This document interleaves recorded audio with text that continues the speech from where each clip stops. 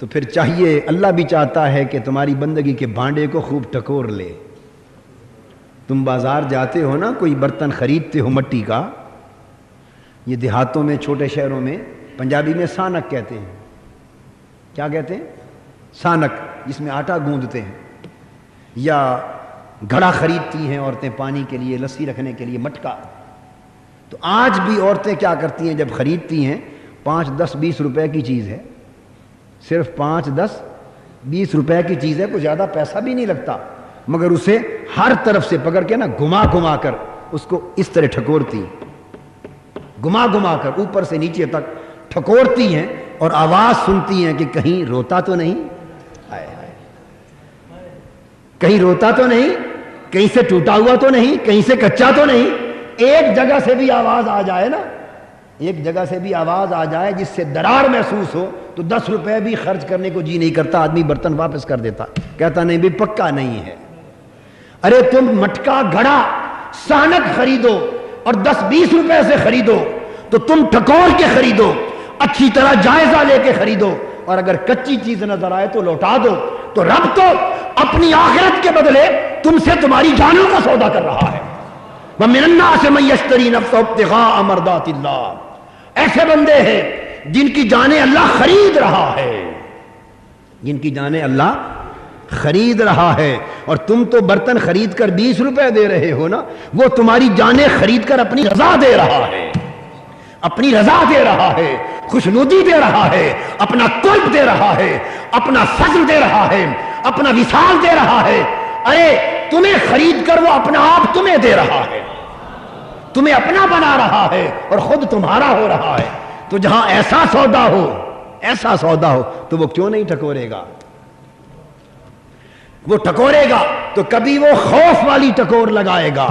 کبھی وہ بھوک والی ٹکور لگائے گا، کبھی نقص من الاموال کی ٹکور لگائے گا، کبھی نقص من الانفس کی ٹکور لگائے گا، کبھی نقص من الاموات کی ٹکور لگائے گا۔ وہ ٹھونگے مارے گا، اور جب دیکھے گا کہ میرے بندے کی بندگی کا بھانڈا ہر طرف سے ٹکور کے دیکھ لیا، پکا ہے، تو جب پکا ہو جائے تو عورت برتن کو سینے سے لگا کے چلی جاتی ہے، کہتی ہے کہ برتن خریدنے کے قابل ہے۔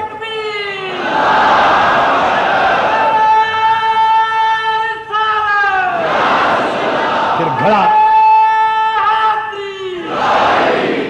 نعرہ تحقیق بھی لگایا کرو۔ تو جب وہ برتن بالکل ہر امتحان پر پورا اترے نا، ہر امتحان پر، تو آپ کبھی دیہاتوں میں جائیں دیکھیں، پھر وہ اپنی بغل میں لے لیتی ہے، اور کہاں بغل میں لے کے چل دیتی ہے کہ قبول کر لیا اسے۔ تو مولا کریم نے بھی اپنی رضا کی بغل میں لینا ہے بندے کو، اپنی رضا کی بغل میں لینا ہے، اپنی رضا کے سینے سے لگانا ہے، اپنا کرنا ہے۔ تو اپنا بنانے سے پہلے وہ ان سارے امتحانات کی سان پر چڑھا کر پرکھتا ہے، بٹیوں پر چڑھا کر، کبھی بھوک دیتا ہے، کبھی خوف و ہراس میں ڈالتا ہے، اور ڈال کے، یہ اس کے انداز ہیں، وہ پھر دیکھتا ہے بندہ میرا اب کس حال میں، بھوک دے دے کر، بھوک کی سان پر چڑھا کر پھر تکتا ہے کہ بندہ اب بھی مسکراتا ہے یا شکوہ کرتا ہے۔ جب کھانے کو بہت کچھ دیتا تھا تو ڈکار مار کے کہتا تھا الحمدللہ مولا تیرا شکر ہے، تو کھا کر تو شکر کرتا تھا، اب بھوک میں رہ کر بھی اسی طرح مسکرا کے میرا شکر ادا کرتا ہے یا نہیں؟ پھر خوف و ہراس دیتا ہے۔ جب نعمتیں تھیں، آسائشیں تھیں، رونقیں تھیں، سہولتیں تھیں، کوئی خطرہ نہ تھا، تو ہر وقت کہتا تھا واہ اللہ واہ اللہ، اللہ اللہ کرتا تھا، تسبیحاں پڑھتا تھا، خوش رہتا تھا۔ اب ذرا خوف و ہراس میں ڈال دو، جان خطرے میں ہو، عزت خطرے میں ہو، مال خطرے میں ہو، جینا خطرے میں ہو، ہر طرف خوف و ہراس کا عالم ہو، تو پھر بیٹھ کر دیکھتا ہے میرے بندے کا چہرہ کہ اب چہرہ تمتماتا مسکراتا ہے یا گھبراتا ہے، اب راضی ہے یا شاکی ہے۔ تو یہ دوسری ٹھونگ لگاتا ہے۔ پھر اس کے بعد وَنَقْصٍ مِّنَ الْأَمْوَالِ وَالْأَنفُسِ وَالثَّمَرَاتِ، کبھی مال لوٹ لیتا، دینا بھی خود اور لینا بھی خود، تو کبھی دے کر آزماتا ہے، کبھی لے کر آزماتا ہے، کبھی اولادیں لے لیتا، کبھی جانیں لے لیتا ہے۔ تو یہ مختلف ماحول ہیں جو پیدا کیے جاتے ہیں،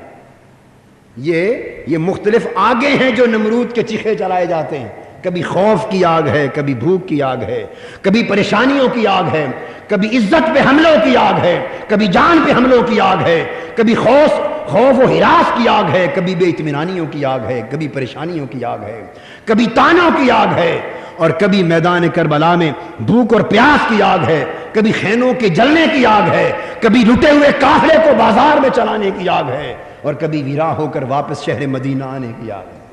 یہ مختلف منزلیں ہیں، مختلف حالتیں ہیں، اور ہر حالت پہ اپنے بندے کو رکھ کر دیکھتا ہے کہ بندہ اب کیسے ریئیکٹ کرتا ہے، اب کیسے ریئیکٹ کرتا ہے۔ اور جب وہ دیکھ لے ہر حال میں پرکھ کر، ہر حال میں، تو جب وہ کامیاب اترے، ہر جگہ آواز اچھی آئے، آواز اچھی نکلے، کچا نہ نکلے، تو کہتا ہے وبشر الصابرین، ہائے مبارک ہو تمہیں میرے صابر بندے، خوشخبری ہو تمہیں میرے صابر بندے، الذین اذا اصابتهم مصیبت قالوا انا للہ وانا الیہ راجعون، مبارک ہو تمہیں میرے صابر بندے، جب مصیبت آتی ہے تو کہتے ہیں ہم تو ہیں ہی اللہ کے لیے اور جانا ہی اللہ کی طرف۔ یہاں بندے اپنے امتحان میں کامیاب ہو، جب کامیاب ہوتے ہیں تو جواب آتا ہے اولئک الذین علیہم صلوات من ربہم۔ بندے یہ نہ سمجھ کہ صرف امتحان ہی امتحان ہیں، آزمائشیں ہی آزمائشیں ہیں، دکھ ہی دکھ ہیں، نہیں، ان مع العسر یسرا، تنگی آتی پھر فراخی آ جاتی، اور پھر کبھی تنگی آتی پھر فراخی آتی، اس لیے دو بار دہرایا ان مع العسر یسرا ان مع العسر یسرا، تاکہ کوئی یہ نہ سمجھ بیٹھے کہ بس تنگی بھی ایک بار آئے گی اور فراخی بھی اس کے بعد ہمیشہ چلے گی، نہیں، فرمایا تنگی آئے گی، اس کے نتیجے میں فراخی آئے گی،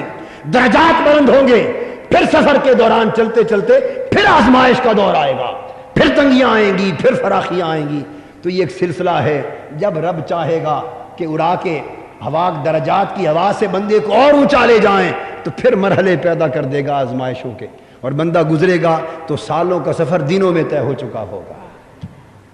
اولئک علیہم صلوات من ربہم ورحمہ، تو جب ان مرحلوں سے انسان کامیابی سے گزرتا ہے تو فرمایا پھر ہم اس کے اوپر اپنی درودوں کی بارش کرتے ہیں، سبحان اللہ، صلوات من ربہم، اپنی درودوں کی بارش کرتے ہیں، رحمتوں کی بارش کرتے ہیں، برکتوں کی بارش کرتے ہیں، یہ سب صلوات کے معنی ہیں، اپنی قربتوں کی بارش کرتے ہیں، اپنے انعامات کی بارش کرتے ہیں، اور بلندی درجات کی بارش کرتے ہیں، اور بلندی ذکر کی بارش کرتے ہیں، اس کا ذکر اونچا کرتے ہیں، اسے قرب اور عطا کرتے ہیں، بلندی دیتے ہیں، اپنی رحمت اس پر نچھاور کرتے ہیں، اور صلوات بھیجتے ہیں، یعنی ہم وقت اس کا ذکر کرتے ہیں، ورحمہ، اور اپنی رحمت کی خیرات دیتے ہیں، وَأُولَٰئِكَ هُمُ الْمُفْلِحُونَ، اور یہ سارا کچھ محتدون، اور یہ سارا کچھ دے کر پھر اسے آخری درجہ ہدایت کا دیتے ہیں، اور وہ کیا کہ بازو سے پکڑ کر اسے منزل مراد پر لا کر کھڑا کر دیتے ہیں۔ اولئک هم المہتدون، یہ ہدایت کا آخری درجہ ہے۔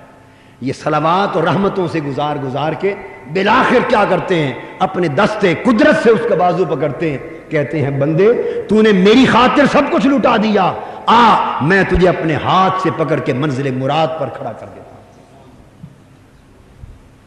تو یہ ایمان اور استقامت کا سفر ہے۔ خیر اس واقعے کی طرف تو نہیں آ سکا، وقت خاصا گزر گیا۔ بنیادی نقطہ جو میں ایک سمجھانا چاہتا تھا وہ بیان ہوا، اور دوسرا جو موجودہ ذہنی تناظر کے حوالے سے تھا کہ کیوں اس ذکر کے بیان سے ذہنوں کو ہٹایا جا رہا ہے، اس کے اسباب و محرکات کیا ہیں، اس پر گفتگو کا وقت نہیں رہا۔ پھر انشاءاللہ اگلا موقع جب آئے گا، اگلے جمعۃ المبارک کو یا جب بھی، اور اللہ کو منظور ہوا تو اس پر بیان کروں گا۔ وما علینا